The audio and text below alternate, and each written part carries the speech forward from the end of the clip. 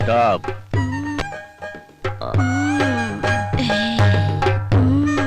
ಏನ ಗುರಾಯಿಸ್ತಾ ಇದೆಯಾ? ಕೂತ್ಕೊಳ್ಳೋ.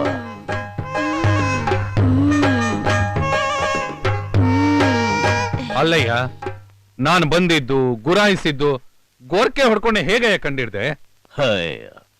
ನೀನ್ ಹಾಕೊಂಡಿರೋ ಸೆಂಟ್ ವಾಸನೆಲೆ ಗೊತ್ತಾಯ್ತು ಅನ್ಎಜುಕೇಟೆಡ್ ನೀನೇ ಬರ್ತಾ ಇದೀಯಾ ಅಂತ. ಸೆಂಟ್ ಹಾಕೊಂಡಿರೋ ಬಾಡಿಲ್ ಮಾತ್ ಬರ್ದೇ ಇದಾಗ್ಲೇ ಗೊತ್ತಾಯ್ತು ಅಂಡು ಸುಟ್ಟಿರೋ ಬೆಕ್ತರ ನನ್ನೇ ಗುರ್ರಾಯಿಸ್ತಾ ಇದೀಯಾ ಅಂತ. ನಾನು 420 ಆದ್ರೆ ನೀನು 840 ಮಗನೆ. ಎಲ್ಲ ನಿನ್ ಸಹವಾಸ ದೋಷ. ಏನ್ ಸಮಾಚಾರ? ಎಲ್ಲ ನನ್ ಗ್ರಾಚಾರ. ಒಂದ್ ಕಡೆ ಆ ಸಿಎಂ ನನಗ್ ಮಾಡಿರೋ ಅವಮಾನ, ಇನ್ನೊಂದ್ ಕಡೆ ನನ್ ಕಾಲೇಜ್ಗೆ ಕೆಟ್ಟ ಸುತ್ತರಕ್ ಪ್ರಯತ್ನ ಪಡ್ತಿರೋ ಆ ಪ್ರಿನ್ಸಿಪಾಲ್ ಕಾಟ ಕಣಯ್ಯ. ಅವನ್ ಹೆಂಡತಿ ಕಾಟ ಇಲ್ವಾ? ಅವಳದೇನ್ ಪ್ರಾಬ್ಲಮ್ ಇಲ್ಲ ಕಣಯ್ಯ. ಎಷ್ಟೇ ಆದ್ರೂ ಪರ್ಮನೆಂಟ್. ಹಾಗಲ್ಲಯ್ಯ, ಅವಳು ನನ್ನ ಹಳೆ ಲವರ್ ಅಂತೀಯಾ? ಮತ್ತೆ ಆ ಪ್ರಿನ್ಸಿಪಲ್ ತಗಲಾಕ್ಬಿಟ್ಟಿದ್ಯಾ? ಏನ್ ಮಾಡೋದಯ್ಯ, ಸ್ಟೇಟಸ್ ಉಳಿಸ್ಕೋಬೇಕಲ್ಲ. ಓಹೋ, ಮಜಾ ಮಾಡೋದಕ್ಕೆ ಸ್ಟೇಟಸ್ ಅಡ್ಡ ಬರ್ಲಿಲ್ಲ, ಮದುವೆ ಆಗೋದಕ್ಕೆ ಅದು ಅಡ್ಡ ಬಂದ್ಬಿಡ್ತು. ಇದ್ ನ್ಯಾಯನೇನೆಯ? ಸಾಕ್ ಸುಮ್ನಿರೆ, ಕೊರಿಬೇಡ. ಕೋಣಂಗೇನೋ ಸಂಕಟ ಅಂದ್ರೆ ಎಮ್ಮೆಗೇನೋ ಸಂಕಟ ಅಂತಾರಲ್ಲ, ಹಂಗಾಯ್ತು. ಆಯ್ತು. ಈಗೇನೆಯ ವಿಷಯ? ಆ ಸಿಎಂ ಕೆಳಗಿಳಿಬೇಕು, ನಾನು ಸಿಎಂ ಆಗ್ಬೇಕು. ಅದುಮ್ಕೊಳಯ್ಯ. ಆ ಸಿಎಂ ನಿನಗೇನು ಕೆಟ್ಟದ್ ಮಾಡಿಲ್ಲ ನೋಡಯ್ಯ. ನಿನ್ ಪರವಾಗಿ ಲಾಠಿ ಚಾರ್ಜ್ ಮಾಡ್ಸಕ್ಕೆ ಪರ್ಮಿಷನ್ ಕೊಡಿಸ್ತವನೇ ನಾನು. ಆ ಸಿಎಂ ನೀನ್ ಹೇಳ್ದಂಗೂ ಕೇಳ್ತಾನೆ, ನಾನು ಹೇಳ್ದಂಗೂ ಕೇಳ್ತಾನೆ. ಈಗ ಆ ವಿಷಯ ಬಿಟ್ಟಾಕು, ಕಾಲೇಜ್ ವಿಷಯಕ್ಕೆ ಆ ಪ್ರಿನ್ಸಿಪಲ್ ಏನಪ್ಪ ಕತೆ? ಆ ಕಚ್ಚೆ ಹಕ್ಕನ್ ಬಗ್ಗೆ ನಾನ್ ನೋಡ್ಕೋತೀನಿ. ನನ್ ಕಾಲೇಜ್ಗೆ ಕೆಟ್ಟ ಹೆಸರು ಬರಬಾರ್ದು, ಹಾಗ ನೀನ್ ನೋಡ್ಕೊಳಯ್ಯ. ಆ ಸಿಒಡಿ, ಸಿಬಿಐ, ಇಂಟೆಲಿಜೆನ್ಸ್ ಯಾವ್ದು ಕಾಲೇಜ್ ಒಳಗ್ ಬರಬಾರ್ದು, ಹಾಗ ನೋಡ್ಕೊಳಪ್ಪ. ಈ ಹೋಮು ನಿನ್ನ ಪ್ರಾಣ ಸ್ನೇಹಿತ, ನೀನ್ ಯಾವತ್ತಾದ್ರೂ ಬಿಟ್ಕೊಡ್ತಾನ? ನೋಡಯ್ಯ, ರೇಪ್ ರಿಪೋರ್ಟ್ ನಲ್ಲಿ ಯಾವನ್ ಜೊತೆ ನಾವು ಸಂಬಂಧ ಇತ್ತು ಅಂತ ರಿಪೋರ್ಟ್ ನೇ ಬದಲಾಯಿಸ್ಬಿಡೋಣ. ನೀನ್ ಯಾಕಯ್ಯ ಟೆನ್ಷನ್ ಮಾಡ್ಕೋತ್ಯಾ? ನೀನ್ ಸಮಾಧಾನ ಮಾಡ್ಕೋ. ರೋಸೇ, ಎಂದ ಸರ ಕೆರೆದಿದ್ದು? ಚೇಚೆ, ಕರ್ದಿಲ್ಲ, ಕರ್ದೆ.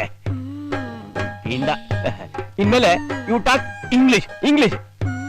What can I do for you sir? Take rum, ಬೇಗ ಕಮ್. Okay sir. ಹೆಂಗದೆ ನನ್ನ ಇಂಗ್ಲಿಷು? ಕೇಳಿಸ್ಲಿಲ್ಲ. ಟೆನ್ಷನ್ ಕಣಯ್ಯ. ರಮ್ ತರ ಕೇಳಿದಿನಲ್ಲಯ್ಯ. ನೋಡು, ನೀ ಟೆನ್ಷನ್ ಮಾಡ್ಕೋಬೇಡ, ನಾನಿದ್ದೀನಲ್ಲ. ಆ ಸಿಎಂ ಇಂದ ಹಿಡಿದು ಎಲ್ಲಾ ಮಿನಿಸ್ಟರ್ ಹತ್ರ ಮಾತಾಡ್ತೀನಿ. ಹೆಸರು ಕಾಳಿಂಗಪ್ಪ ಸ್ವಾಮಿ. ಉದ್ಯೋಗ ವಿದ್ಯಾಶಂಕರ್ ವುಮೆನ್ಸ್ ಹಾಸ್ಟೆಲ್ ಅಲ್ಲಿ ವಾಚ್ಮನ್ ಆಗಿದ್ದೀನಿ ಸ್ವಾಮಿ. ನಿಮ್ಮ ಡ್ಯೂಟಿ ಅವರ್ಸ್ ಏನು ಅಂತ ಹೇಳ್ತೀರಾ? ಹಗಲು ರಾತ್ರಿ ಡಬಲ್ ಡ್ಯೂಟಿ ಮಾಡ್ತೀನಿ ಸ್ವಾಮಿ. ಹಗಲು ರಾತ್ರಿ ಅಂದ್ರೆ ಏನ್ 24 ಗಂಟೆ ಡ್ಯೂಟಿ ಮಾಡ್ತೀರಾ?